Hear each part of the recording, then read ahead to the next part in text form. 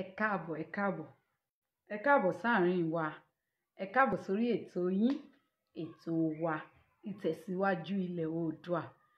Ẹ̀yin náà mọ̀ wípé lénìí yìí kì í ṣe ọjọ́ ètò, ṣùgbọ́n a ní láti ṣe nítorí pé a ní àlejò pàtàkì tí mo lérò wípé mo ti fi flash yín lánàá.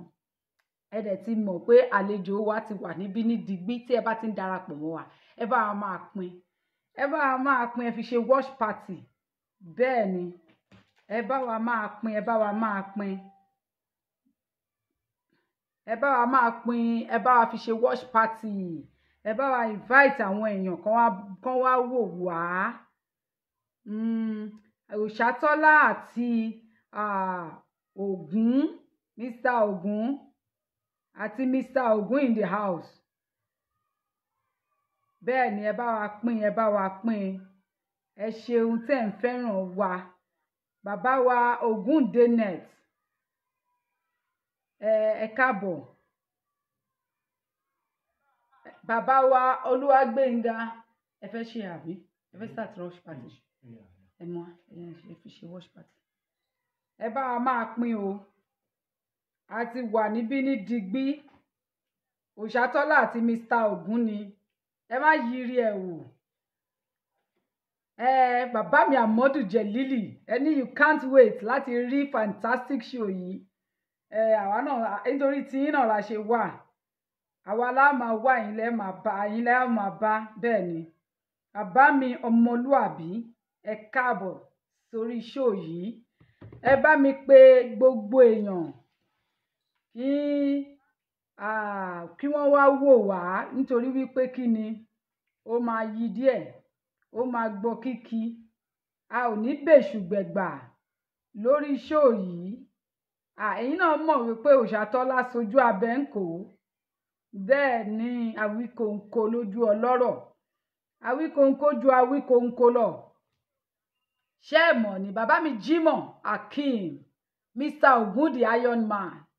Àwa náà rèé àjùbáyìí náà lọ. Ẹ darapọ̀ mọ́ wa, àwa tá à ń ṣe bẹbẹ ní ìlú ọlọ́lá ńlá. Ṣé ẹ mọ̀ wípé tí Ògún àti òòṣà ńlá bá pàdé, lálàálù kùtùkùtù á wu.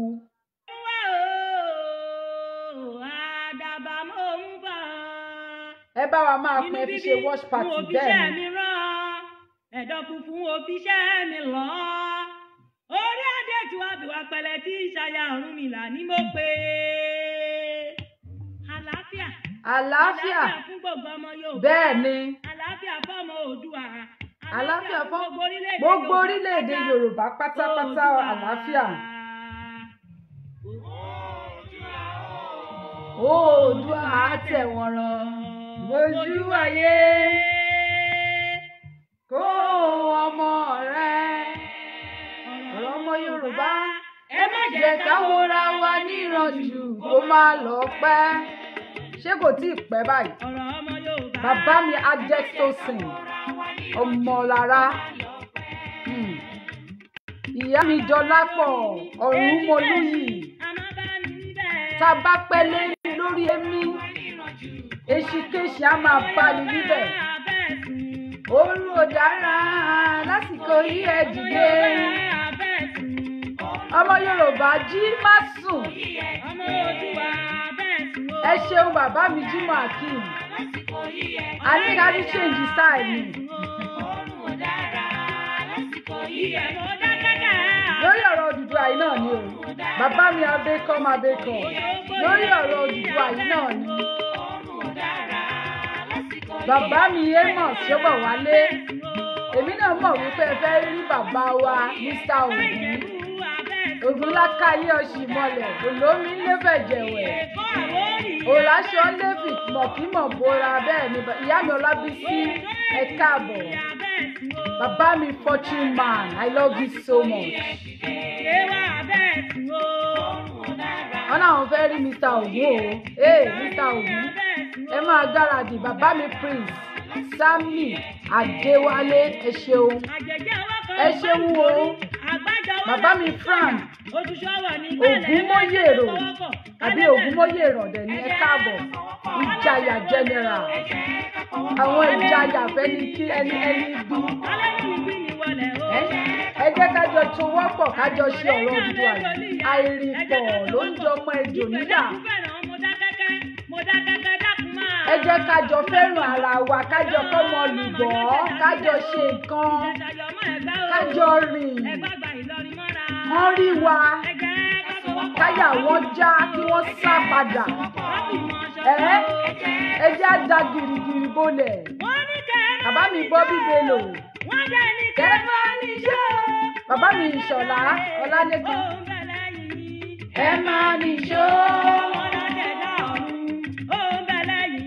Èmi àti Mr. Ògún àjọ máa jó ni o láìpẹ́ yìí Mr. Ògún máa jó ijó yìí a máa jọ máa rá mọ́ báyìí ẹ máa níṣó. Èmi náà sọ pé ẹ fẹ́ rí ijó èmi àti bàbá mi tán tó wà ní ẹkún ètò ìyàwó mi ìyàwó orí íńtánẹ́ẹ̀tì ní ga o ó lágbára oríṣiríṣi ọkọ ni mo ti rí lórí íńtánẹ́ẹ̀tì wọn ò dẹ̀ fún mi lówó ọbẹ̀ wọn ò fún mi lówó ọbẹ̀ o.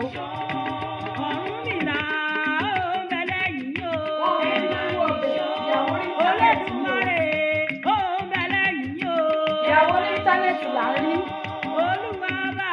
ó ń bẹ lẹ́yìn wá o bàbá mi royal àti wàṣẹ ẹ káàbọ̀ ìyá mi Ayọ̀ Brown love you so much and you know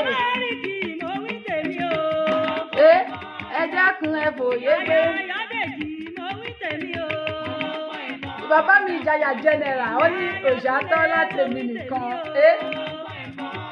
ọkọ mi pọ̀ o èwo lẹ ṣe o lókè òkun. olóògùn òtítọ́. wọ́n lé wa lẹ́yìn wọn ní wàá bá. Mr. Ògún ìfẹ́ kó dúró ìfẹ́ kíjó yẹn máa waste mo fẹ́ máa lá mọ́ báyìí ẹ ṣáà máa kí ìwà. tó wá ìyá mi Olúrẹ̀mí ọ̀gá bìkínà ń kó ẹ ṣeun tẹ́ ń darapọ̀ mọ́ wa. àgbè wá o. ìyá mi Ọlábísí olówó rà. ìyá mi Ọlábísí ẹni ìyàwó wo nìyẹn ìyàwó tí wọn béèrè account number ẹ. bàbá mi Olúwagbémiga post ẹni irú ọbẹ̀ wo ni mo mọ̀ ṣe èmi lájẹ̀ mi èmi ọmọ Yorùbá èmi ọmọ Ìjẹ̀bú èmi ọmọ Ìpẹ̀rù Rẹ́mọ ẹ̀fọ́ rírò ni mo máa rò ó mo máa ro gbogbo ẹ̀ kò sí nǹkan tẹ́ bá gbé gbogbo ingredient ẹ̀fọ́ rírò lẹ́ẹ̀bá yìí ẹja yíyan ẹja gbígbẹ pọ̀mọ́ àwọn pọ̀mọ́ kíkà àwọn pọ̀mọ́ Ìjẹ̀bú àwọn pọ̀mọ́ tó ti lami láàka àwọn pọ̀mọ́ tó ti mu atayú àwọn pọ̀mọ́ tó yẹ pé ẹ wò lórí ọ̀rọ̀ ọbẹ̀ yẹn ẹ má wọ̀ rí bàbá mi Amos Ṣóbọ̀wálé love you so much. bẹ́ẹ̀ ni ọ̀dà akọ́tẹ̀ ọgbàre Yorùbá jùnù àwọn tó gòkè ògbẹ́kẹ́ni tó kùn lẹ́yìn kò dá kí ọ̀tẹ̀ kó gbowó kó gbé orí wa dànù ṣó dáa bẹ́ẹ̀ ṣó yẹ kí ọ̀tẹ̀ kó gbárí ọwọ́ wa dànù ọlọ́wọ́ bọ́tì ní ẹni ṣe máa ṣe ẹ̀fọ́ rírò fún yín kí ló dé ẹ̀yẹn má wọ̀ òun ló kéré jù nínú tọ́lọ́ lè ṣe. ẹ wọlé ọgbọ́n ẹ fagbọ̀ sáàfin ẹ mẹ́rù jọba. bàbá mi Bọ́lá Gbénga Ògúnùsì ẹ káàbọ̀ bàbá mi Adékọ́yà Jàgùnmólú ẹ káàbọ̀ bàbá mi Isaac Ìyàndá ẹ káàbọ̀ àti jagunjagun àti jagunjagun àtẹ̀yàn tí ń fọlá bàlú já bó bá yá àmọ̀gá láàrin wọn. àmọ̀gá. ọ̀rọ̀ tó bá ti ní bẹ̀rẹ̀ ó dá mi lójú òpin gbọ́dọ̀ wà. ní tó bá ti ní bẹ̀rẹ̀ òpin gbọ́dọ̀ wà bẹ́ẹ̀ ni. èyí wá lè lálejò àgbà ìlú ẹ̀ má jẹ́ àdèrò ẹ̀yìn àsìkò tó mo fẹ́ máa ṣe ìṣe lọ orí ń bẹ ọ̀rọ̀ kù lẹ́yìn. ọ̀rọ̀ kù lẹ́yìn ẹ gbàgbé òṣì ẹ gbàgbé bó ṣe ṣẹlẹ̀ ẹ gbàgbé rẹ́dẹ̀rẹ̀dẹ̀ ẹ gbàgbé bó ṣe ṣẹlẹ̀ ẹ gbàgbé mọ̀nàmọ̀nà ẹ gbàgbé játijàti gbogbo ẹ kún sínú ṣọ́ṣọ́ṣọ́ṣọ́ tá a fẹ́ sọ lénìí a fẹ́ máa da gbogbo ẹ̀ pọ̀ ká máa da gbogbo ẹ̀ kọ̀ ká máa yànnàná ọ̀rọ̀ ká máa jẹ́ kó yéra wa ṣé ẹ fẹ́ rí Mr. Ògún ti dé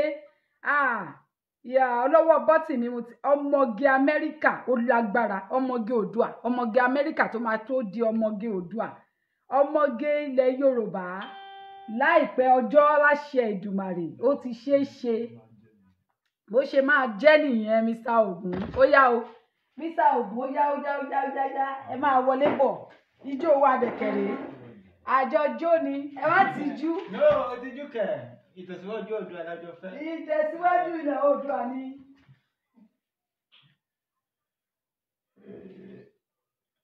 ẹ̀yin tí ń pè ní wọn sáyẹn dá. Amọ̀ yín o tá a bá tiẹ̀ fẹ́ sọ amọ̀ yín àti ìmọ̀ ẹ̀yin tí ìrírí wà lára ìjà gbogbo yìí. Mr. Ògún lẹ́yìn ni ó yá.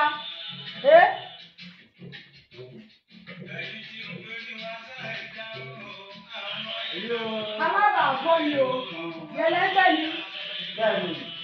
Gbogbo etí ìrírí wà lára ìjà gbogbo yìí ló fara gbé bá. Àwọn ní àwọn bàbá yẹn kò ṣeé jó ní fast. Àwọn àjọjọ ìṣẹ̀lẹ̀ lọ ní Oòduà náà ni. Gbogbo ilẹ̀ ó fara gbẹgbà.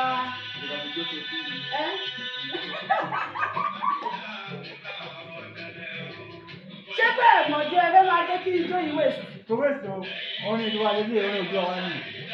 Ṣé ẹ̀ mọ̀ ni? Àmọ̀ yín o. Ẹ̀yin tí wọ́n Ògún ò ní pa yín o, orúkọ Ọlọ́run àwọn ọ̀dàlẹ̀ ilẹ̀ Oòduà ni Ògún máa pa o, bó ṣe máa jẹ́ nìyẹn. Mo kí yín nílé lóko.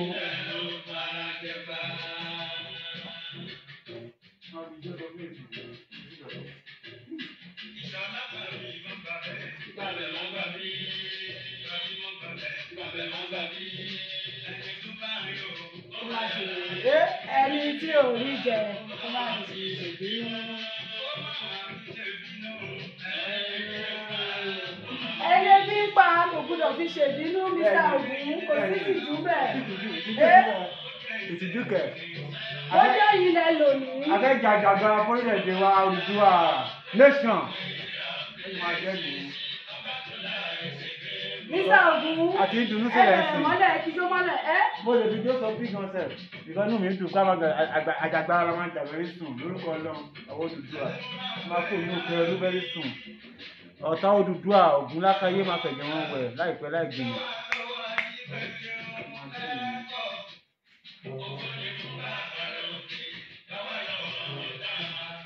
Ẹ̀rí ìbánijẹ́ àwọn ọ̀tá wọn pọ̀.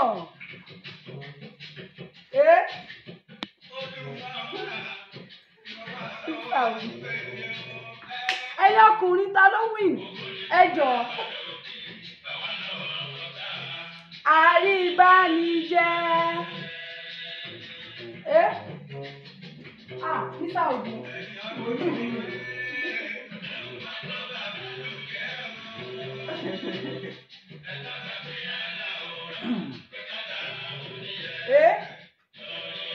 Gbogbo àwọn tó ń sọ ilẹ̀ Odùduwà sẹ́yìn ìbànújẹ́ ayé ló máa bá yín láìpẹ́ láì jìnnà Ògún ló máa fẹ̀jẹ̀ yín wẹ̀ gbogbo ẹ̀yin tẹ́ sọ àwa Odùduwà sẹ́yìn àti níbọ̀ lórí ètò.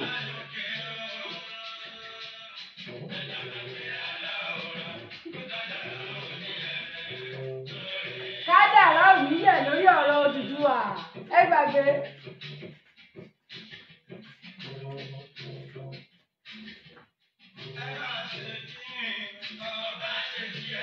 Ẹ máa ṣe tí àsìkò ti tó fọ́gbà Aláwùrábí láti ṣe tiẹ̀.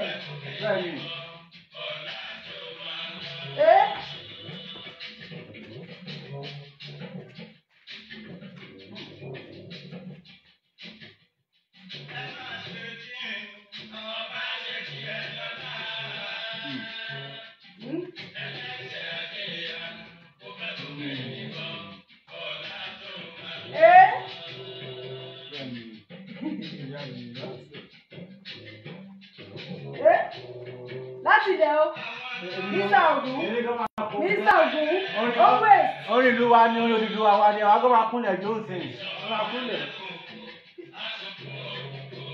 Kò ní mọ̀ mẹ́lẹ́. Mr. Ògún kò sí tìjú bẹ́ẹ̀ ó yá. Kò sí tìjú. Ẹlẹ́gàn ń pẹ̀ gan pé ká má sọ̀rọ̀ Odùduwà.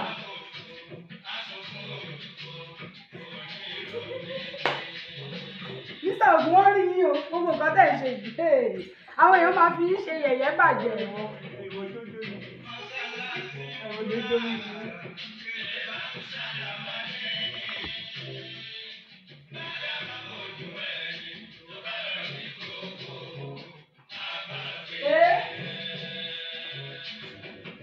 Tẹ́ bá rí Odùduwà Republic ẹ máa ságbẹ̀yìn ní tó Odùduwà bá dúró ẹ̀yin máa ságbẹ̀yìn bó ṣe máa jẹ́ nìyẹn.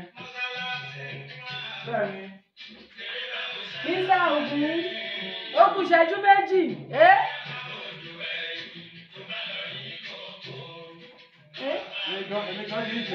Bájá bá jojú wẹ̀yìn tó bá rí ìkòkò ó máa ṣe kí ni ó máa jápa ni. Àwọn kan tó bá rí ọ̀rọ̀ Odùduwà báyìí. Mr. Ògún wọ́n ní kẹ́ mẹ́gbẹ́ yín kẹ́ jókòó jẹ́ wọ́n ní kẹ́ jó dáadáa.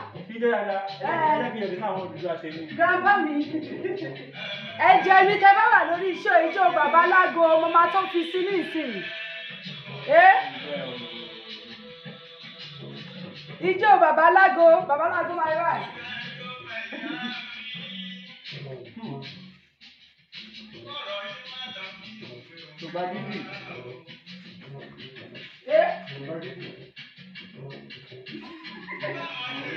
Ẹ̀gbọ́n grandma mi ló máa ń ṣe bẹ́ẹ̀ wọ́n máa jó wàyé.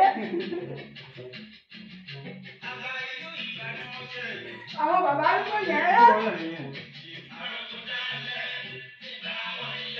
ibà àwọn ìyálàyà tó ju ìyálàyà mi lọ.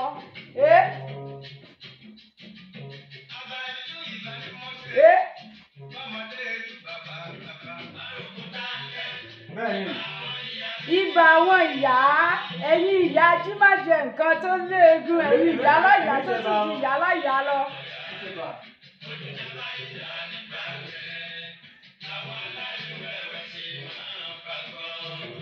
Mr. Ògún Mr. Ògún mo ti wí nìyí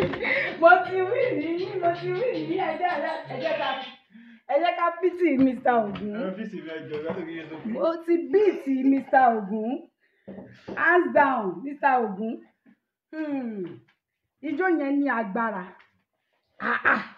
ẹni bá ní kò sí nǹkan láwọn ọmọ Oòduà àwọn ijó tá a máa jó rèé a sì máa tún jó lẹ́ẹ̀kan sí Mr. Ògún. Fílẹ̀ kátẹ́gùn lè máa fẹ́ wọlé. Àwọn ijó tá a máa jó rèé nígbà tá a bá gbọ́ Odùduwà Republic tán. Ìyàwó Ọlábísí wọ́n ní Mr. Ògún mi ò ṣe mọ́ o. Ó yá Mr. Ògún freedom first you are a great man. Ṣé ń gbọ́? Ẹ̀yin èèyàn wa a tún ti dé bí a ṣe ń dé àwa ọmọ Oòduà. Àwa Ògo Adúláwọ̀ àwa pretty babies. Àwa handsome bubbles. Àwa tí a ò bèṣù bẹ̀gbà àwa tí a ṣe kí ni tá wọ́n máa fọ́kú ni wọ́n tí ì rí nǹkan kan àwa náà rèé lórí ọ̀rọ̀ Odùduwà Republic yìí náà ni àbí ṣé pé Yorùbá nation. Nation ni ká fi sí Odùduwà nation because Republic yẹn ló ti wá padà. Àwọn kan sọ wípé wọn ò fẹ́ Odùduwà nation wọ́n ní àwọn fẹ́ Yorùbá. A máa sọ lórí ẹ̀ létà a máa sọ̀rọ̀ yẹn. Àwọn bá wa ni wọn ò fẹ́ kẹ́nu wá kò àwọn kan sọ wípé àwọn ò ń ṣe ọmọ Oòduà àwọn tí wọ́n sọ pé ọmọ Oòduà làwọn ni. Odùduwà òun lẹni tó wá láti òkè pẹ̀lú ó ti yé yín. Ló tẹ̀wọ̀n rọ̀. Yeah, Odùduwà Yorùbá na just slang yóò be na language. No be slang o na Yorùbá we be. Na Yorùbá we be is our language. Èdè wa ni Yorùbá.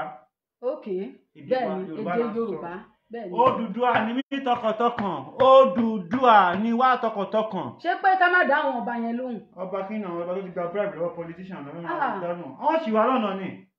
Mr. Ògún èyí pọ̀ o Mr. Ògún ti fẹ́ máa tú. Ó ti dáhùn sí àti bẹ̀rẹ̀ ètò. Ẹ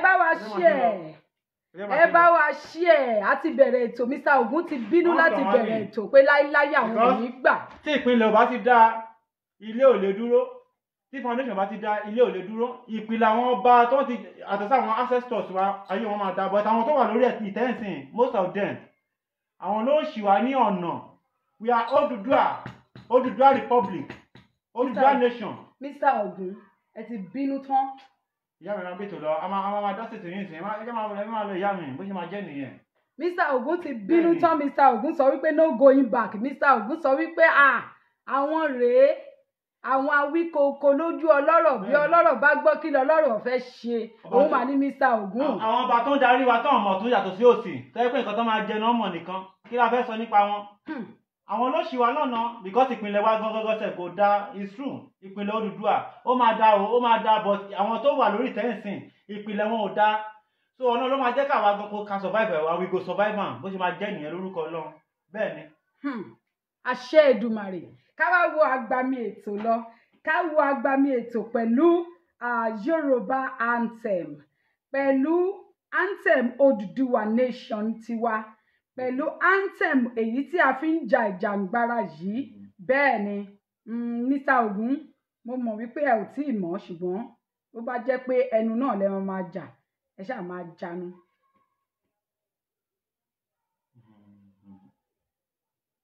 Odùduwà ògo adúláwọ̀ all over the world àwa Odùduwà àwa ní ògo adúláwọ̀ àwa ló ní ìmọ̀. àti bẹ́ẹ̀ kan náà sìn. Okay, ẹ jẹ́ ká lè ka ìmọ̀ wa.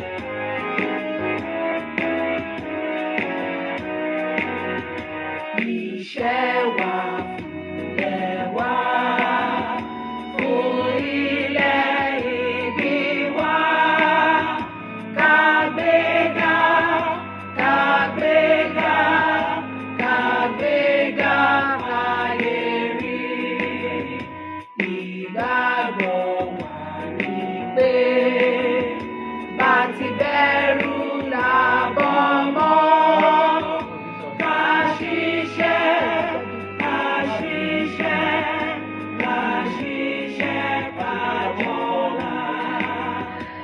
Ìṣọ̀kan àti òmìnira ni ẹ jẹ́ ká máa lépa tẹ̀síwájú ọ̀pọ̀ ire àtòhun tó dára ọmọ Oòduà dìde bọ́ sípò ẹ̀tọ́ rẹ̀.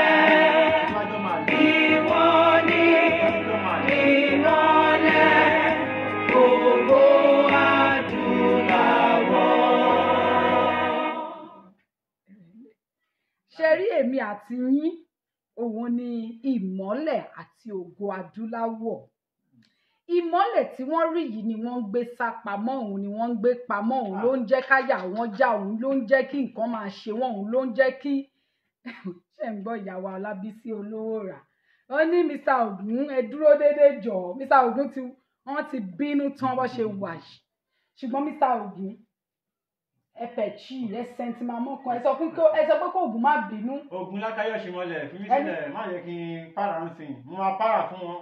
létà bá ṣe bẹ́rù là bọ́ mọ́ bọ́ ṣe bí ọba Odùduwà tó lè jà fún wa náà ṣe bí àwa náà inú obìnrin náà ti jáde ibẹ̀ náà láti jáde àwọn ọba olórí burúkú tó lè jà fún wa àwọn olórí burúkú tó lágbára nílẹ̀ Odùduwà tó lè jà fún wa tó ń gba àbẹ̀tẹ́lẹ̀ Ògún bàbá wọn pa wọn ní kíákíá kó a ṣe ṣà.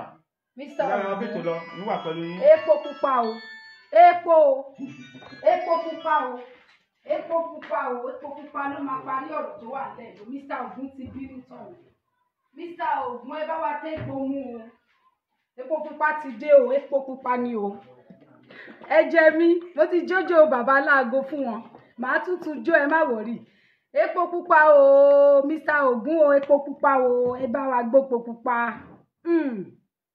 Mr. Ogun tẹ́ bá ti jí ọmọ yín lẹ̀ ẹ máa rọra lọ gbé. àwọn ìgò survive am bó ṣe máa jẹ́ nìyẹn lórúkọ Ọlọ́run. Mr. Ogun ti bínú tán ó tó ká bínú. máa bínú. ó tó kẹ́rù ó sá ó tó kó lówó rẹ̀ wá ó tó ká bínú ó tó ká sọ̀rọ̀ ó tó ká jìjàǹgbara yìí ó tó ká sọ wípé ara ń ro wá kí ló dé ṣebí wọ́n ti sọ wípé ẹni tó bá forí ẹ̀ fágbọn kò ní dúró jẹ ń bẹ̀ ẹ wá forí tiwa fágbọn nílẹ̀ Yorùbá àwa sá wá sílùú òyìnbó Mr. Ogun epo Mr. Ògún epo. èmi máa ṣe tó ògùn mi máa ń wọ Ògúnlákayọ̀ Ṣímọ́lẹ̀ lómi sílé fẹ̀jẹ̀ wẹ̀. Màrìwò láṣọ ògùn gbogbo ọ̀tá ilẹ̀ Odùduwà. Mr. Ògún. tó ní jẹ́ kí àwọn Ògùn Adúláwọ̀ dìde. tó ní jẹ́ kí àwọn Ògùn Adúláwọ̀ Odùduwà Republic Odùduwà nation tó ní jẹ́ ká dìde. Bójọba lọ jẹ́ nǹkan tó bá ti jẹ́ Ògúnlákayọ̀ Ṣímọ́lẹ̀ olómi sílé fẹ̀jẹ̀ wẹ̀ lọ́jọ́ sílé fìmọ̀ kí mọ̀ bóra ìmọ̀ lélẹ̀ epo lélẹ̀ ẹ̀jẹ̀ lògùn fi ń wẹ̀ Ògùn ló máa pa wọn láti A to Z from A to Z bójẹ́ politician ló jẹ́ bójọba ló jẹ́ bójẹ́ ìjòyè ló jẹ́ nílẹ̀ Yorùbá ní 7 states ní ìpínlẹ̀ 7 states yẹn tó ní jẹ́ kí Ògo wa dìde because ìyá ti jẹ wá jù nílẹ̀ Nàìjíríà wa Yorùbá ló lọ sẹ́yìn jù ẹ̀yà ẹ máa bẹ̀tẹ̀ yín lọ èmi máa bẹ̀rẹ̀ páàtì mi sìn ẹ máa bẹ̀tẹ̀ yín lọ ó máa gùn yín omi ìṣeré fún yín o mi ìṣeré o ẹ máa bẹ̀tẹ̀ yín lọ Mr. Ògún ẹ lọ jókòó sẹ́gbẹ̀ẹ́ ẹ máa bẹ̀tẹ̀ yín lọ ẹ jókòó sẹ́gbẹ̀ẹ́ àwọn ọba olórí burúkú tó ní yín máa burú dànù Mr. ẹ fi wá jẹyà ẹ sọ̀rọ̀ jáde ẹ ti bẹ̀rẹ̀ nìyẹn. Mr. Ògún fẹ́ face mi o Mr. Ògún fẹ́ face mi o ìjà ti dé o. ẹ máa jẹyà gbélé. Epa. Ìyá mi Tómilọ́lá Agnes ó ní òòṣà mi òòṣà where you find Mr. Ògún. Mr. Ògún ẹni sùúrù epo rèé o ẹ bá wa tán lá ẹ tọ́ díẹ̀ là ẹ bá wa la kìí ẹ wá jókòó ẹ la epo eléyìí dẹ̀ ti ń ju be careful lọ dóòsì kan ni. Ògo Adúláwọ̀. ẹ kọ́kọ́ mú ná èèpà olúwa mi ẹ̀rọ olúwa mi ẹ̀rọ o tèmi tún wẹ́ lẹ́gbẹ̀ẹ́ àwọn kan ó ní agbára tèmi tún wẹ́ o mo tún wẹ́ o lẹ́gbẹ̀ẹ́ àwọn kan Mr. Ògún ẹ má bínú mọ́ Ògún onírè ọkọ ya ẹ má bínú gẹ́gẹ́ bá ṣe ń sọ lọ gẹ́gẹ́ bí a ṣe ń sọ lọ ẹ̀yin náà ẹ wò ó tí a bá fejú inú wò ó tá a bá wò dáadáa tá a wò délẹ̀délẹ̀ tá a wò dọ́kàndọ́kàn kò dáa kò dáa kí ló dé ẹ tú wa sílẹ̀ níbi tẹ́ ẹ bá ha wà mọ́ ẹ̀yìn yẹn níbi ilẹ̀ Nàìjíríà lápapọ̀ nítorí tiyín ẹ fẹ́ kẹ́lòmíì ò gbé rí ṣé bí wọ́n máa ń sọ wípé owó àbú ló fi ń ṣe àbú lálejò ní Mr. Ògún a máa ń gbọ́ pé wọ́n máa ń sọ wípé owó àbú báyìí òun ni wọ́n fi ń ṣe àbú lálejò Ọláyọmí Kóìkí mi ẹ káàbọ̀ bàbá wa nílẹ̀ Oòduà ẹ ṣeun ẹ kú iṣẹ́ ribiribi kò ní sú wa kò ní rẹ̀ wá pọ̀ láṣẹ Èdùmàrè ṣé wọ́n máa ń sọ wípé owó àbú ni wọ́n fi ń ṣe àbú lálejò ni ìlú òyìnbó nìkan nìyẹn ti wọ́ọ̀kì owó àbú wa tí wọ́n ń gbé láti Áfíríkà wọ́n fi ń ṣàwá lálejò níbí ṣùgbọ́n owó àbú wa tẹ̀yìn jí gbé ní ilẹ̀ Yorùbá ẹ fi ṣàbú lálejò ìṣẹ̀lẹ̀ tún kówó wa wá sókè òkun ẹ wá ní ká má bínú ẹ wá ní ká má sọ̀rọ̀ wọ́n wá tí wọ́n ń sọ wípé wọ̀nyí lè bú àgbà. wọ́n lè bú àgbà bí àwọn bàbá wa àti wájú wa nìyẹn òun lọ́jọ́ ká yé wa rí bẹ́lẹ̀ táwọn ẹrú là ń ṣe nílò òyìnbó anybody you dey for abroad you are a slave ẹrú ni ẹ nílò òyìnbó ọba ilẹ̀ Yorùbá tù tẹ̀yìn wá sí ilẹ̀ tẹ̀yìn pè ní kí ló pe ìlú òyìnbó yìí ìlú ọba gbogbo ẹ̀yìn ọba Yorùbá tẹ̀yìn pé ìlú òyìnbó nílùú ọba olórí burúkú nìyí ẹrú lẹ̀ ń ṣe ní báyìí ìlú òyìnbó yẹn lájọ wà ẹrú lẹ̀ ń ṣe ẹ wá ta ògo wa gbogbo ìṣẹ̀ṣe àṣà wa ẹ̀yìn ìta ẹ jẹ́ káwa Yorùbá lẹ́nu ọ̀rọ̀ mọ́ even language yẹn gọ́sẹ̀ ẹ jẹ́ kó exist mọ́ ṣẹ́rí láti A to Z from A to Z ìyá mi ẹ má bínú ẹ sún sẹ́yìn díẹ̀ kẹ́kẹ́ ní ráyè ìjókòó. Mr. Ògún ti bínú tán o Mr. Ògún ti gbá ṣò. ẹ má bínú ìgbà ṣò yìí. ó yá ẹ sọ̀rọ̀.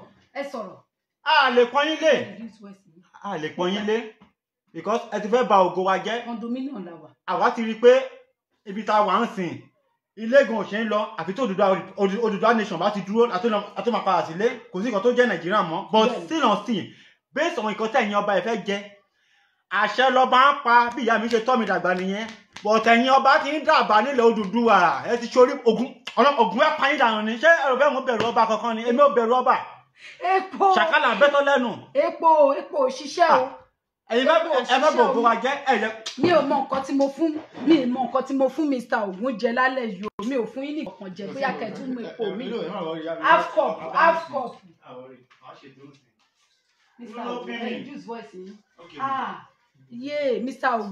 Mr. Ogun ti bẹ́ná jáde ẹ reduce voice yín dominion àwa ẹ má jẹ́ kán ọlọ́pàá sí wa ẹ jọ̀ọ́ nítorí Ọlọ́run ẹ̀yin ẹni bí ilẹ̀ Oòduà ẹ ti wá sọ gbogbo wa di bá ṣe ń ṣe yìí ní ìsìn àjọ wèrè lójú yín ẹ̀yin lẹ sọ wá di bẹ́ẹ̀ ẹ̀yin lẹ sọ wá di bẹ́ẹ̀ ẹ̀yin lẹ sọ wá di nǹkan tá a dì sí tá a di wèrè pé tá níbì kan àgbámújì ẹ̀yin lẹ sọ wá di bẹ́ẹ̀ olórí burúkú nìyí ẹ̀yin ẹni bí tẹ́ ẹ̀ jẹ́ kí nǹkan wa tòjọ tẹ́ ẹ̀ jẹ́ kí iyì tó wà lára wa tẹ́ ẹ̀ ń gbà á nítorí pé ẹ̀yin fẹ́ jẹ̀jẹ̀kújẹ ẹ̀yin lẹ fà á kí ló dé ẹ sọ wípé wọ̀nyí lè bú àgbà wọ̀nyí lè bú ọmọdé náà kí ló dé wọ́n ní pé ká bá yín wá bàbá wa Jack Olúṣọlá wọ́n ní ká bá yín wá epo pupa àti ẹran ajá pẹ̀lú ẹmu epo pupa rèé o àti fún wọn kò wọ́ọ̀kì o. oúnjẹ mi nìyẹn oúnjẹ Ògúnlákà yóò ṣe mọ́lẹ̀ nìyẹn òótọ́ ni oúnjẹ mi nìyẹn. Ògúnlákà yóò ṣì mọ́lẹ̀ gan máa bínú gbà táwa ọmọ ẹ̀ gan ń ṣe à ń ṣòṣì ọlọ́màjà máa ṣòṣì bí ẹran aṣẹ́wó a wà nínú ilé ẹ̀sọ́ wá dẹrú. ẹ̀gbọ́n ní tí elémùrè Èkìtì kan ní gbígbẹ ni ó gbẹ omi tó bá gbàgbé orísun rẹ̀ gbígbẹ ni ó gbẹ ẹni tó bá gbàgbé olóore gbígbẹ ni ó gbẹ wọ́n á wá yín tí wọ́n ní rí yín gbogbo ẹ̀yin ọ̀tá Odùduwà gbogbo ẹ̀yin ọ̀tá Oòduà Republic Oòduà nation tẹ́ni jẹ́ ká dìde tẹ́ni jẹ́ ká kó nínú oko ẹrú Ògún ló máa fẹ̀jẹ̀ yín wẹ̀ bájá pẹ́pẹ́pẹ́ nílé ayé ẹ̀rùn Ògún ní ṣe bó jọba ló jẹ́ bó jẹ́ ìyèrè ló jẹ́ tó nílé sòótán tíjà fi ń jẹ wá kiri belé èdè Yorùbá láwọn lẹ́nu Yorùbá is a language. tí bá kúrò níbí ní ìsìn pé mo fẹ́ lọ mú nǹkan Oòduà nation ibi yóò gbé náà ẹjọ́ mà. yes ma yes sir. we are Oòduà ẹ má bínú mi ìgbàṣọ yín. inú àmì ìsọpẹ́ ìgbàṣọ ẹ bọ́ síwájú. we are Oòduà nation Yorùbá language ní Yorùbá èdè a lè dárúkọ 4 language 4 country in America tó yẹ pé second language wọn èdè wa ẹni kẹ́yìn ibi tẹ́lẹ̀ àpò orí yìí ti burú ẹ̀yìn ọba ilẹ̀ Yorùbá 100% of una 99% na only one fit predict one out of 90% tẹ́lẹ̀ àpò orí yìí ti burú orí yìí ti gbàbọ̀dẹ̀ ẹ ti gbàbọ̀dẹ̀ fún wa àwọn gan máa ṣèpè fún yín kú náà ni tẹ́lẹ̀ àpò orí yìí ti burú gbogbo ìṣẹ̀ṣe àṣà tẹ̀yìn fi sílẹ̀ òyìnbó ti wá ń da fá èèyàn funfun ó ti ń da ifá ó ti ń da ọ̀pẹ̀lẹ̀ nǹkan tẹ́ fẹ́ jẹ lọ́wọ́ federal government kò jẹ́ kẹ́ ẹ mọ̀ ọ̀kọ́ tẹ́ máa ṣe mọ́ ọ̀nà Ògún ló máa pa gbogbo yín pátápátá anything you be anything wey you be gbogbo nǹkan tẹ́ bá ti jẹ́ nílẹ̀ Odùduwà tẹ́ ẹ bá ògo wa jẹ́ tẹ́ni jẹ́ kó ògo wa dìde Ògúnlákà yóò ṣì mọ́lẹ̀ òun ló máa pa yín dànù kò sí bẹ́ẹ̀ ṣe lè mọ̀ ọ́ rìn tó tẹ́ bá ti gba afẹ́fẹ́ sára tẹ́ bá ti mí jáde tẹ́ bá ti mí símú tẹ́ mí síta tóun dìtẹ̀ Odùduwà nation ò ní dúró àfi tó wáyé pé ọjọ́ tó ń bí ẹ sílé ayé táyé kó má aṣọ wá sílé ayé yìí ní èpè mi ò ní ṣe máa lára àfi tó kọjọ́ tó wá sílé ayé òun bọ̀ gbogbo nǹkan tó wá kó nílẹ̀ Odùduwà ń sìn oko wá sílé ayé ni ọwọ́ fẹ́ kó padà ní èpè mi ò fi mú ẹ lára wá pé naked ló wá sílé ayé ìwòwò ló wá sílé ayé lára ìyá tó bí ẹ lọ́mọ bó jọba ló jẹ́ èmi ò bẹ̀rù ọba o gbogbo ọba all those kind things they dey talk mi ò bẹ̀rù ọba what I want is Odùduwà nation káwọn ọmọ ìyàwó kò ní ọkọ ẹrú kí lẹ̀ ń sọ. ìyá mi wọ́n ti ń pè wọ́n ti ẹ̀já sọ̀rọ̀ débi kankan ìyá wa ẹ̀jẹ̀ kò go wa bú lọ. ẹgbẹ́ra ńlẹ̀ kúrọ̀lẹ́. ẹ ti ṣe èrè. hello ìyá wa. ọ̀nà wa bá ti ń jẹ́. hello ìyá wa. hello ìyá wa. hello. èmi nìyẹn ẹ wà lórí program. ó lágbára èmi pẹ̀lú Mr. Ogun ní àjọ ń fà níbí yìí o.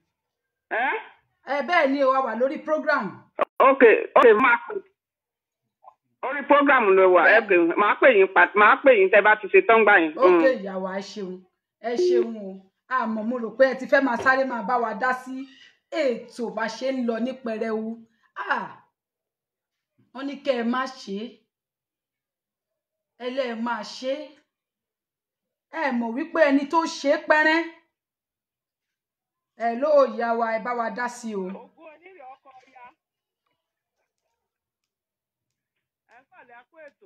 Ògùn onírè ọkọ̀ ya mo kí yín jàre. wọ́n kí yín lọ́wọ́lọ́wọ́. Ìyá mi mo kí yín jàre ìyá mi. ẹ o àwọn olùgbẹ̀bẹ̀ abiamọ kì í ṣe ṣùgbọ́n ìtẹ̀sàrọ̀ àárọ̀ mọ́. Bó ṣe máa jẹ́ nìyẹn àṣẹ ń wá ní tìrèké gbogbo ọ̀dàlẹ̀ Odùduwà ìpínlẹ̀ máa pa wọ́n. àwa nìyẹn abiamọ ṣe pé ṣùgbọ́n lè ta iṣẹ́ yà àrọ̀ ti rọ̀ mọ́. Bẹ́ẹ̀ni. ọlọ́wọ́ bọ́tì wa ẹ bá wa fi nọ́mbà tí wọ́n lè máa pè sí. Bẹ́ẹ̀ni. ẹ ṣeun ìyá bó wa ṣe máa rí fún wọn nìyẹn àwọn lórí burúkú àṣẹ bó ṣe máa rí fún wọn nìyẹn lágbára Ọlọ́run. àṣẹ. bá a pè é lẹ́tọ̀ọ́ kí o dá. nẹ́tíwọ̀kì kọ́ ni ò dáa ẹ bá wa dá àwọn ọmọ tí wọn ò jẹ́ ká gbádùn yín yẹn ẹ bá wa dá wọn lóhùn kẹ bá wa fún wọn ní nǹkan tí wọ́n ń fẹ́. a ní wípé ogún àbú nílẹ̀ Yorùbá nílẹ̀ Nàìjíríà wọn ò máa fi owó àbú ṣàbú lálejò wọ́n máa ń kówó àbú lọ òkè kílẹ̀ pé yẹn náà Òkè òkun wọn kò ní ìlú ọba àwọn olórí burúkú òkè òkun tí wọ́n ń pè ní ìlú ọba. Bẹ́ẹ̀ni pé ìlú òyìnbó ní gangan ní ìlú ti yín kì í ṣe ìlú òyìnbó. Ẹ̀yin náà ló sọ pé ìṣẹ̀ṣe ó máa dúró títí rather orientation will change. Bẹ́ẹ̀ gẹ́gẹ́ bẹ́ẹ̀ ṣe sọ ẹ̀yin ọba ẹ̀yin àgbààgbà ilẹ̀ Yorùbá tó pé ẹ wá pàdé ọjọ́ ìní tí ìyá fi ń jẹ wá kiri ẹ̀ ń pe ìlú nílùú ọba. A jẹ́ pé tẹ̀rù gbogbo tẹ̀rù yìí a jẹ́ pé ẹrú ni wọ́n ẹrú ni àwọn ìyá wa jẹ́ lábẹ́ yín sìn. Nǹkan tó kàn ń dùn mí ni pé àwọn tó pọ̀ jù nínú ilẹ̀ Oòduà wọ́n dìde sọ̀rọ̀ yìí. Ẹ̀yin ọba yìí kan ó yẹ kí wọ́n padà bẹ̀bẹ̀ gbẹ̀yìn ni. Èmi ò bẹ̀rù yín ṣàkálà ń bẹ́tọ̀ lẹ́nu ìtọ́ tá bá ti bẹ́ tá bá tu síta tí ò tètè òun làwọn kò ní kẹlẹ́bẹ tú jáde once ìwọ tó fẹ́ ba láìpẹ́ tó jẹ́ kó Odùduwà dìde tó fẹ́ kí máa pọ́n ilé fún kí ni.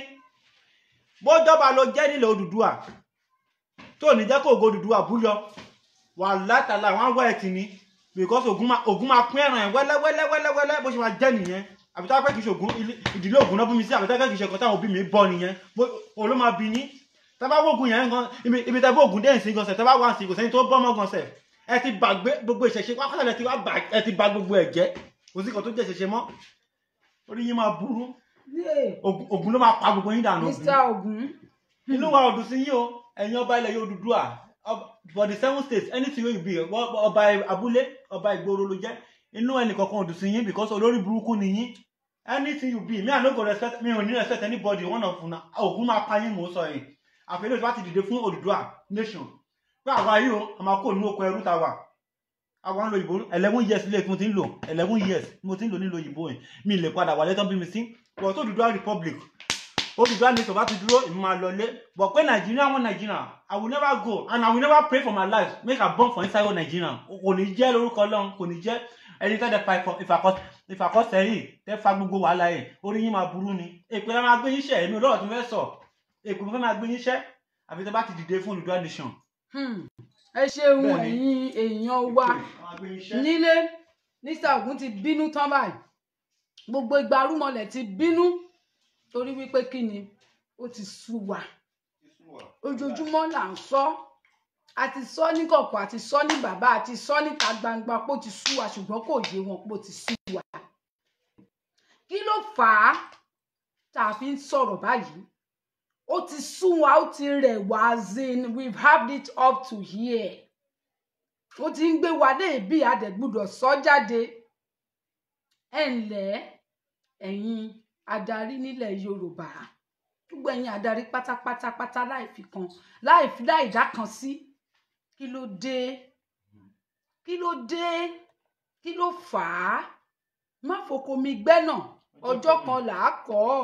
àwọn ò ní kọ́ ọ because ìjẹkújẹ náà jẹ ọba ilẹ̀ Odùduwà ìjẹkújẹ náà jẹ ọba ilẹ̀ Oòduà ìjẹkújẹ ni gbogbo yín jẹ ìjẹwọ̀nbíà àtẹ́símẹ́ẹ̀tì níyìn gbogbo ọba ilẹ̀ Odùduwà 99% 1% yẹn mi tí mo jáde omi tí mo kọ fi sọ 99% of you people of king wey are under the corner self king for Nigeria politician king àtẹ́símẹ́ẹ̀tì rẹ jẹ́ àríjẹ níbi mọ̀dàrú àríjẹ níbi kó bàjẹ́ àríjẹ níbi tó yẹ pé kí nǹkan ti bàjẹ́ ní ẹ̀yìn àti tó wá ti ń bàjẹ́ tó wá ti ń dàrú ẹ̀yìn máa oúnjẹ ti yín jẹ mo rò pé ẹ̀yin ò ní lè sọ̀rọ̀ bí Odùduwà ṣe máa dúró because oúnjẹ yín máa sís bàbá mi Lateef Múmi Ìṣọ̀lá ẹ má bá mi kí Àkànjí mi Àkànjí lówó Àkànjí bímọ Àkànjí ṣe ohun gbogbo tán Àkànjí ṣe ohun gbogbo tán ẹni òdùmọ́ kó forí sọgi Alákànjí ṣe ohun gbogbo tán gbogbo àwa ọmọ Yorùbá gbogbo àwa ọmọ Odùduwà gbogbo àwa ọmọ Odù tó dá ìwà gbogbo àwa ọmọ kóòtù òjìrè kí ló dé kí ló ń ṣẹlẹ̀ gangan kàn jẹ́ ká gbọ́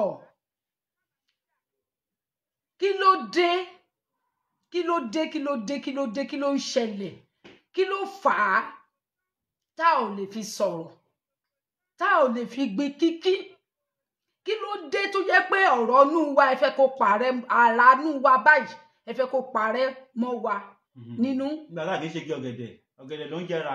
kí ló dé tẹ fẹ́ kí ara parẹ́ mọ́ra nínú tẹ́ ẹ fẹ́ ká jẹ́ alára gbàyídá tẹ́ ẹ fẹ́ ká gbàràdá tẹ́ ẹ jẹ́ ká ara tiwa gangan nínú wa ẹ fẹ́ ká ṣe é WhatsApp number náà láti mú so sílẹ̀ yẹn bàbá mi Latorich Adéyẹmí. ìyá mi Ṣàtọ́lá ẹ má bínú àwọn máa sọ sínú àwọn ni níbi tó bá wa dé táwọn ọba ilẹ̀ Odùduwà bá wa dé látàyè Kéremí tó ti ń ba bọ̀ tó ti ń ṣorí burúkú wọn bọ̀. ẹ̀yin tèmi yí rẹ o. níbi tó bá dé èdè táwọn sọ lẹ́nu ẹ káàárọ̀ ẹ jíire òun ló máa bí yín gbogbo yín o ibi tó bá dé èdè yẹn kò wá ní fàlù fún wa gan sef àwọn máa sọ òyìnbó kiri àwọn máa sọ òyìnbó bẹ́ẹ̀ni kó òyìnbó ní bàbá kú bàbá yín tó ti wà lórí àpèrè bẹ́ẹ̀ni kó òyìnbó náà sọ tẹ́lẹ̀ Yorùbá ìlàjọ ń sọ lẹ́nu èdè ní Yorùbá olórí burúkú bí tẹ́ bá dé èdè yẹn ò ní fàlù mọ́ lójú wa mọ́ àwọn wòlíì ló kálá ògbè wọn náà pàtì yín jẹ́ àjọ bẹ̀rẹ̀ ni Ògún Lákàyọ̀sí mọ̀ ló máa pa gbogbo yín pátá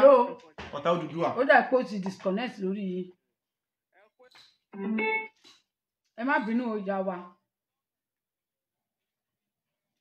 ẹ má bínú àgbọ̀ yín dáadáa ó yá.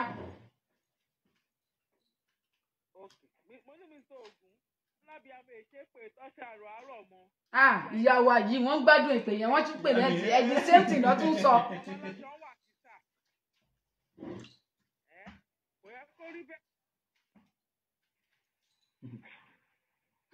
Hello. à ń gbọ́ yín. ìyá wa.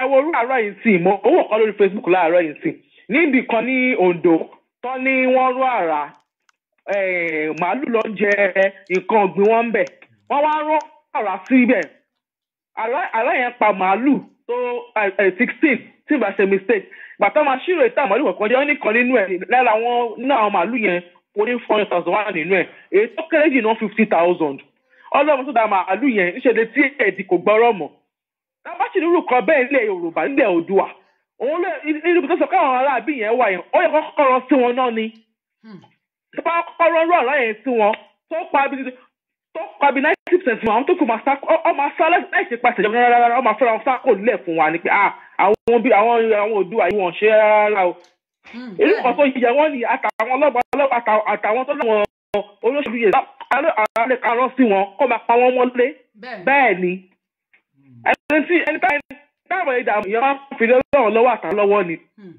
bẹ́ẹ̀ ni mo sọ fún yín nígbà tó bá ka bí èèyàn 5-6 nu àwọn tó kù ọ máa sọ̀rẹ́ńdà kíákíá ni kí ló dé ọfẹ́ pa wá ni. ìyá mi ẹkú ọmọdé wá ń jẹ gungun kí ló dé àá máa rìn àá máa sunkún rìn kí ló dé. àwọn tó lọ skul àwọn tó pharmacist ni wọ́n kà wọ́n jókòó sí di owó wọ́n fẹ́rẹ̀ gẹ̀rẹ̀mú wọ́n ṣe táàmù kìíní ìkejì ìkẹta ìkẹrin ìkarùn ṣó yẹ ìdílé bàbá ńlá wọn ni wọ́n bá kọ́bẹ̀ wọ́n fọmọ sí wọ́n fìyàwó sí wọ́n fẹ́ gbọ́n sí àbúrò sí kí ló dé ṣáwọn nìkan ni ìyẹ̀kọ́ ẹ̀jẹ̀ àwọn adé náà ìyẹ̀kọ́ ẹ̀dẹ̀ jẹ́ kí ló fẹ́ kí ló dé wọ́n tún wá sílẹ̀ o níbẹ̀ kọ́ ọmọ àríjà àti Ṣàngó ni tẹ́lẹ̀ bá tú wa sílẹ̀ lẹ́rọ. ọdún èpè à ń gbéradì ẹ máa gbáradì fún ọdún èpè ẹ̀yin tẹ́ ẹ̀ láṣọ aṣọ pupa àtàṣọ dúdú. ẹ ṣàjẹ́ ń gbọ́. hot combination. aṣọ black àti red ó kúnlé àwọ̀ fún ọjọ́ yẹn tí wọ́n ti bá làwọn ṣe pé fún wọn tọ́lọ̀ wọn gbà nìyẹn. bẹ́ẹ̀ni. àwọ̀ sódì báyọ̀ máa fún wọn lé pé kàmbàkàmbà ni tọ́lọ̀ wọn gba àwọn olórí burúkú àwọn olóṣì àwọn aláyé bàjẹ́ àwọn tí wọ́n ti ta àwọn tẹ́ pé ọ̀run ṣe pé gbàṣẹ́ ní sìgá ọmọ ọmọ àlùgbọ̀dẹ́ yìí ní bọ́sọ̀ lẹ́yìn kọ̀ọ̀kan bí tó gbogbo sọ́pọ́ọ̀tì ìjàre pé yẹn gbogbo ẹ máa ṣẹlọ fún wọn gbogbo àwọn ọ̀tá Oòduà báyìí bó ṣe máa rí máa larò pẹ̀lú náà ní wọn ní kádùn lágbára Ọlọ́run wọn lè kádùn ọ sì dàbí ọ̀rọ̀ àkàlàmàgò ni ẹ wọ́n pàṣẹ àkàlàmàgò kì í kádùn. ìyá mi ò lérò rẹ̀ tó sí ẹ má bínú fẹ́ sọ̀rọ̀ kan. mo ní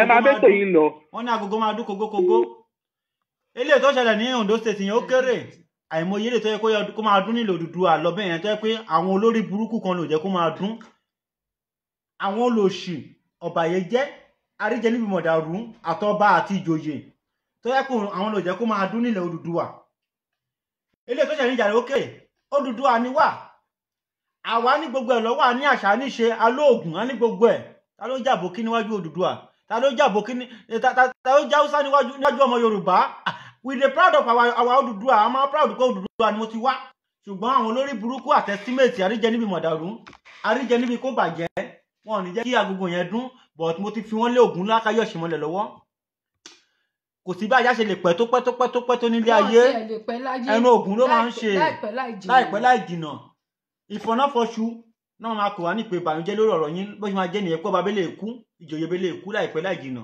ìṣàkóso to pass. ayé wípé látàárọ̀ tá ti ń sọ̀rọ̀ àdárúkọ ṣùgbọ́n tẹ bá wò àdárúkọ ẹnikẹ́ni látàárọ̀ a ò mọ̀ yín ní ìdí tí a fi dárúkọ yín nìyẹn ṣùgbọ́n àwọn onílẹ̀ mọ̀ yín Ògún Lákáyọ̀sí mọ̀dẹ̀ ó mọ̀ yín gbogbo àwọn tó ti kọjá lọ tó ti ṣe ohun ribiribi nílẹ̀ Oòduà wọ́n mọ̀ yín. orí Odùduwà gangan ó mọ̀ yín òun ló máa bá yín jà èdè ẹ̀ káàárọ̀ ẹ̀kú lé tẹ̀ ń sọ lẹ́nu yẹn òun ló máa bá yín jà lórúkọ Ọlọ́run bẹ́ẹ̀ yẹn èpè làwọn máa ṣe fún yín sẹ̀ bẹ́ẹ̀ ṣe sọ wá sóko ẹrú oko ẹrú la wà bó tẹ wà nílùú ìbò bó wà ní any continent in the world tó bá sí ní Odùduwà you are a slave ìlú ìbò lájọ wà ẹrú ni ẹ because you dey serve white man like you dey serve white man èèyàn funfun ló ń serve ló ń ṣerú lábẹ́ ẹsọ wá sóko ẹrú. Jagabandit jẹ́ dárúkọ yẹn ṣe mọ̀ pé mi máa ń sọ wípé ègún ló máa ń ṣi ní mú èpè kì í ṣi ní já ṣe ṣàrí pé gbogbo nǹkan wọ́n ti ń bọ́ sórí wọ́n ti ń ṣàṣìṣe wọ́n máa ṣe ni wọn ò ní máa mọ̀ ọ́ ṣe. Alákànjí ṣe ohun gbogbo tán Àkànjí ṣe ohun gbogbo tán Àkànjí ṣe ohun gbogbo tán. gbogbo ẹni tẹ́ dá lódùdúwà tẹ́ bá lódùdúwà jẹ́ koríkojú ọmọ kì í nísìmí ẹ nísìmí nílá ayé yín o. àṣẹ o. gbólégóde báyìí là ń gbọ́ fúnràn ẹ ní ìfọ̀kànbalẹ̀ lórí ọmọ lórí ìyàwó ẹ ní ìfọ̀kànbalẹ̀ bó ṣe máa jẹ́ nìyẹn lórúkọ Ọlọ́run.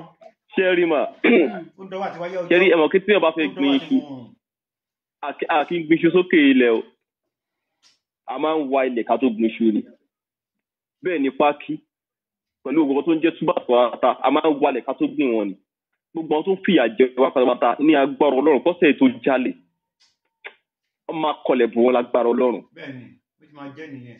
mo fẹ́ lọ rí new visa mi lẹ́nu ìgbà tí mo débi tí mo fẹ́ lọ rí new visa mi gbogbo tọ́sí mi ní kọ́ fún mi níbi àbí 6 months yes ma only 2 weeks òun lọ́wọ́ máa fún Nigerians tó bá dẹ̀ ti renew which means gbọ́dọ̀ máa renew every 2 weeks ibo ló ti ń ṣerú ẹ̀ mà níbo ló ti ń ṣerú ẹ̀ ọ̀ wá ṣe bẹ́ẹ̀ fọmọ Ghana ọ̀ ṣe bẹ́ẹ̀ fọmọ Togo ọ̀ ṣe bẹ́ẹ̀ fọmọ Benin ọ̀ ṣe bẹ́ẹ̀ fọmọ Cameroon ọ̀ ṣe bẹ́ẹ̀ fọmọ Koro Somalia tó wà nílùú yìí pẹ̀lú àwọn Sudanese àwa Nigerians nìkan ló ń ṣe bẹ́ẹ̀ fún. kẹlẹ́jà fẹ́tọ́ yín náà sọ fún yín yẹn ìlú yín dà. ààrẹ wá sí bíbá yìí náà kó tó yẹ kó jà fún wa fún ọjà fún wa àwọn ọmọ yahoo lọ́wọ́ bá ẹjùgbà bí ṣé bọ́lá máa ṣe yahoo ni ṣèbí torí pé kò síṣẹ́ kò sí kankan òun làwọn máa ṣe yahoo káàkiri tẹ́ni tó ń gbọ́ mi àwọn tó bá wà ní Kenya tó bá ń gbọ́ mi kọ́ máa gbọ́ ìgbà táà rẹ̀ wá sí Kenya kí ló wá ṣe ṣèbí kò tó yẹ kó jà fún wa fún nìyẹn pé kí ló tẹ̀ ń fìyà jẹ àwọn ọmọ Yorùbá tó wà bí ọmọ Yíbò ọmọ Haúsá ọmọ tó bá lórí tó kọ́ máa bínú kò sí ọ̀dọ́ kọ́ mi pẹ̀lú yẹn Kenya ni wọ́n wà ṣùgbọ́n kí ló wá ṣe lù yìí ọwọ́ wa cash fún àbí gbogbo ọdún tó fi àjẹ wa ní agbára Ọlọ́run ó lọ wá wípé Yorùbá inú ẹ̀yà tí ó wà ní Nàìjíríà Yorùbá ló dáa jù ṣùgbọ́n wọ́n ti tàn wá to something else Yorùbá ló láàánú jù kò tẹ́ kí ṣe nílẹ̀ Nàìjíríà ṣùgbọ́n ìyà tá a jẹ́ ó jẹ́ kó ju wá gan àwa ni number one Yorùbá ẹ̀wò mà Oòduà àwa ni kì í ṣe lórí Nàìjíríà. kí lẹ sọ sà. ní gbogbo àgbáláyé láti A to Z ọ̀gá mi táyé pé ẹ má bínú ẹ̀yin lè lọ school tó bá lọ 4 country ní America continent. Second language is Yoruba, Allah Ta'ala Quran. IT. You see. Argentina. Can you see?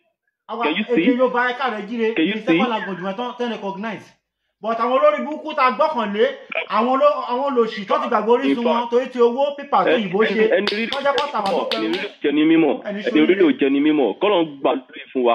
Gbogbo tábà tó wà gbà tán àwọn tó bá jókòó bíi pé àwọn tó fẹ́ jókòó ti resources ilẹ̀ Yorùbá tábà ṣe ń gbà kọ́lọ̀ máa bá gbẹ̀mí wọn ká máa fẹ́ jẹ wọn ká máa tẹ̀ jẹ wọn ní Odùduwà nation ní agbára Ọlọ́run tó ti yá etí tó gẹ́ ẹ ṣe gan mà. ẹ ṣeun bàbá wa ẹ kú bẹ ṣe bá wa dá sí ètò ẹ rí bó ṣe ń lọ báyìí ní wẹ́rẹ́wẹ́rẹ́ tá a bá ń sọ wọn ní jẹ́ ká sọ. ọba ilẹ̀ Yorùbá Ìyáàfin Òòṣàtọ́lá ó ti bẹ̀rẹ̀ ọba ilẹ̀ Yorùbá tó bá ní kòkàn ẹ o a lè sọ tó bá ní kòkàn ẹ o àti joyè ká lè sọ but lọ́la mo mọ̀ pé wọ́n bọ̀ wá kan ẹni tó àgbà ọmọ yẹn ló máa kàn gbogbo ẹ̀yin tẹ̀ dìde fún Odùduwà lọ́wọ́ táwọ́ta wà àgbà ọmọ yín ẹ máa fojú sunkún ẹ̀gbẹ̀yìn ni bójọba ló jẹ́ bójẹ́ yìí èpè mo fẹ́ máa ṣẹ́ fún yèmí olóró mo fẹ́ bá yín sọ bí ká ti bá yọ̀tá mi náà jẹ́ gan ilé mo ti kó látẹ̀lẹ́ mú yíyẹ sí mi lè lọ lé mọ̀ olórí burúkú yín ká gba Odùduwà Republic ká padà sílé ká wá ṣèlú wa kó da 11 years mo ti wà ní ìrìnàjò ilé ò ṣe ń lọ mọ́ olórí burúkú ẹ fi wá sí darkness of the world gbogbo ti jẹ́ tọ́lọ́ gbogbo ẹ̀yàn ọ̀dàlẹ̀ ilẹ̀ Odùduwà inú òkùnkùn ayé lẹ máa gbé ìgbẹ̀yìn ayé yín inú òkùnkùn ayé lójú ayé yín bẹ́ẹ̀ ẹ máa róúnjẹ ẹbí máa pa yín lójú oúnjẹ ẹbí máa pa yín ni bó ti máa jẹ́ èpè láwọn máa ṣẹ́ fún yín mi ò ní àdúrà tó fẹ́ ṣe fún yín mọ́ ẹ fẹ́ bá tìmí jẹ́ ọ̀nà máa bá tìmí jẹ́ gbogbo ẹ̀yìn ọba tẹ̀ ìdíje fún Odùduwà orí burúkú máa bá yín ni ẹlẹ́mú yẹ̀ sí ní ìrìnàjò òlè lọ́lé ẹ̀ padà ẹ̀wẹ̀ inú èèyàn ń dùn ni kí ló dùn nínú wa ó easy ni. kò easy bàbá mi Mr. Ogun ó ní agbára Mr. Ogun ní ìsìn wọn tiẹ̀ jẹ́ kí n mọ nǹkan tí mo fẹ́ sọ mọ́ àtàwọn àti alákànjí tí wọ́n pè yí wọn jẹ́ kí n mọ nǹkan tí mo fẹ́ sọ mọ́ nítorí wípé tá a bá ń wò náà kò dáa ní tí ò dáa ò lórúkọ méjì kò sí bá a ṣe lè ẹ pè wá o ẹ má bínú o ẹ pé ẹni mi ò píkì kọ bóyá nọ́mbà amójú ẹ̀rọ wa lè pè ṣùgbọ́n nọ́mbà tí a fi sílẹ̀ yìí rárá o kì í ṣe nọ́mbà yẹn o ọlọ́wọ́ bọ́tìnì wa nọ́mbà tí a so sílẹ̀ lánàá òun ni kí ẹ máa pè amójú ẹ̀rọ wa ò sí nílé amójú ẹ̀rọ wa ò sí nílé ẹ jẹ́ kí n fi nọ́mbà òun sílẹ̀ yìí.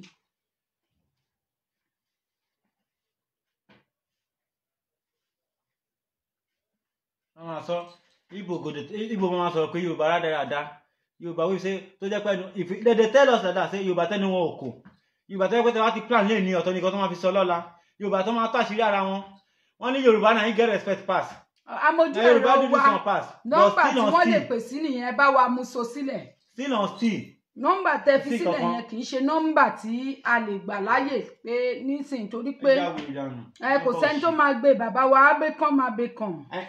ẹ̀yin tẹ́jọ́ ìyàwó dì tẹ́ ẹ lè gbẹ́dì yẹ ẹ̀yin nílẹ̀ Yorùbá tẹ́jọ́ ìyàwó dì tí ẹ ò lè gbẹ́dì yẹ àkókò ìbísàn ṣẹ́ra dáadáa kákú lọ́mọdé ó yẹ ni ó sọ̀jú kádàgbà kátọrọ jẹ lọ tẹ́ ẹ bá tẹ́ ìjòyè rárá gbọ́sẹ̀ kórí yín burú dànù from A to gbogbo yín wọ́n sọ àtijọ́yè tó support Odùduwà Republic Odùduwà nation àti wọ anything you be tó support Odùduwà nation how you go take grow bó ṣe máa dìde bá ṣe máa kó ní oko ẹrú bá ṣe máa gbógo wa ga Odùduwà ni wá Odùduwà but ẹ fẹ́ máa báyé wa jẹ́ ẹ lè báyé wa jẹ́ o ayé àgbà ọmọ yín ló máa bàjẹ́ bó ṣe máa jẹ́ nìyẹn anything you be bó jọba ló jẹ́ anything tó láti jẹ́ nílẹ̀ Odùduwà tẹ́ pé ọ̀tẹ̀ ló ń ṣe nílẹ̀ Odùduwà tí òun kí ẹ káàárọ̀ ẹ kú ilé ẹ káàbọ̀ nínú èdè Odùduwà ìbànújẹ́ yìí máa bá yín gbẹ̀yìn ni tóun dìtẹ̀ wá ìbànújẹ́ yìí máa bá yín gbẹ̀yìn bó ṣe máa jẹ́ nìyẹn ìpè ló kù kò sí nǹkan tó kù. bàbá wa abẹ́kàn nọ́mbà tó yẹ kẹ́ ẹ pè sí lórí WhatsApp òun láti mú so sílẹ̀ yẹn Mr. Ogun condominium la wà níjọ́ tí mo ti pariwo tá ìgbẹ̀yìn òun ni ìgbà tí mo ṣì ń gbé nínú ilé low cost àbára ṣe máa pè níbí nígbà tá a ti wá sí condominium báyìí ṣó yẹ ká máa pariwo Mr. Ogun ti bínú kọjá yìí wọn kúkú bínú kọjá yìí àìlè sọ̀rọ̀ ìbẹ̀rẹ̀ orí burúkú ni àìlè sọ̀rọ̀ àìlè fọhùn ìbẹ̀rẹ̀ orí burúkú ni tí sísúfú mi bá kàn gírí èèyàn máa yíjú padà sí i kò dáa n tí ò dáa lórúkọ méjì ẹ wo àwọn ọmọ wa àwa kan náà ló máa rí nílẹ̀ Libya àwa kan náà ni wọ́n máa rí ní Oman àwa kan náà là ń jìyà ní Dubai kí ló dé àtúnjẹ títí àtúbá wọn lọ jẹ ní India àwọn kan ló ń jẹ ní Ghana xenophobia gbogbo ẹ̀ ṣebí nítorí pé wọ́n ti mọ̀ wípé ilẹ̀ wa ò dá ni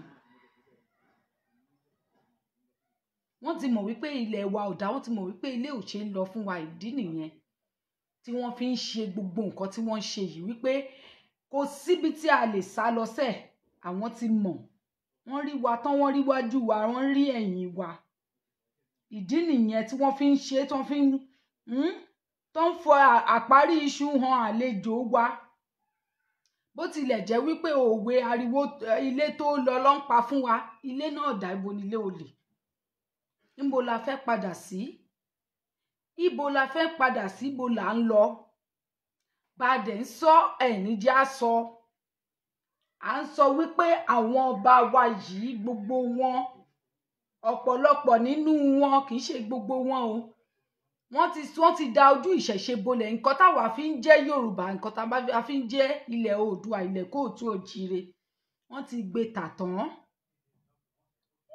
tàtán wọ́n ti sọ wá sí kolobo ó ti fẹ́ kò sí nǹkan kan nílẹ̀ mọ́ ta lè fi jìjàǹgbara ọpẹ́lọpẹ́ àwọn tó jẹ́ oníṣẹ̀ṣe tí wọ́n sì wà láàrin wa tá a sì lè máa sọ wípé nǹkan àwọn bàbá wa tún sì kù síbì kan nọ́mbà tí ẹ lè máa pè sí òun láti mú so sílẹ̀ yẹn ẹ má bínú ẹ ṣeun bàbá mi Ọlárẹ̀wájú Lawal gbogbo nǹkan tá a fi ń jẹ́ Yorùbá ẹ ti wá mú ẹ ti dànù ẹ ti ṣe bó ṣe wù yẹn ẹ ti ṣe ṣàkàṣàkà ẹ ti tojú egbò mọ́lẹ̀ ẹ ti tojú ìṣẹ̀ṣe mọ́lẹ̀ nọ́mbà kejì yẹn kì í ṣe amójú ẹ̀rọ wa lónìí wọn dẹ̀ sílé wọ́n ti lọ sí ibi iṣẹ́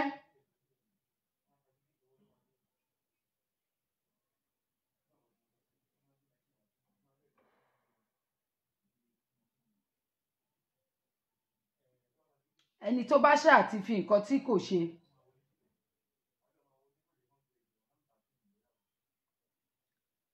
nọ́mbà yẹn wà lórí WhatsApp o ẹ má bínú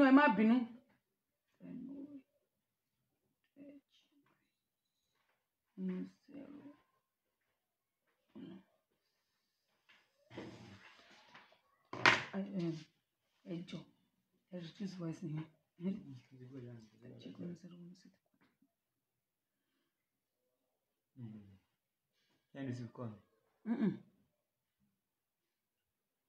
Ẹ máa sọ. Ẹ̀yin ọmọ ìyá mi ẹ káàárọ̀ ẹ jíire nílẹ̀ Odùduwà ẹ já dìde ẹ já jàjàǹgbara fún orílẹ̀-èdè Odùduwà agbára tó bá ti ní nǹkan tó bá ti ní ìmọ̀ tó bá ti ní ìwọ contribute ṣe rí i pé gbogbo àwọn tó yẹ pé wọ́n ṣe ọ̀tẹ̀ Odùduwà pátá là ń gbé ṣèpè ìsìn ó ṣe máa jẹ́ náà nìyẹn Ògún ló máa fẹ̀jẹ̀ wọn wẹ̀ o nǹkan tó bá tù kàn láti jẹ́ ṣùgbọ́n agbára tí ìwọ bá ti ní ìwọ sọ jáde ìwọ ṣe agbára tó bá ti ní fún orílẹ̀-èdè Odùduwà ká gbòmìnira ara wa.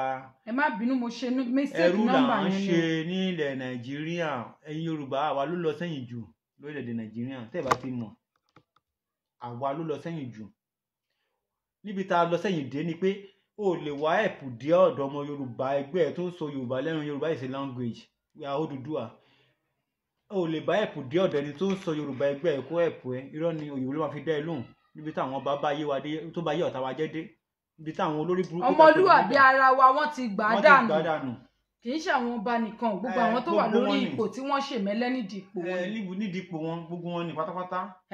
gbogbo ọmọlúwàbí ara wa wọ́n dẹ̀ ń sọ wípé ọmọlúwàbí ni wá ọmọlúwàbí ni wá. ọmọlúwàbí ni wá.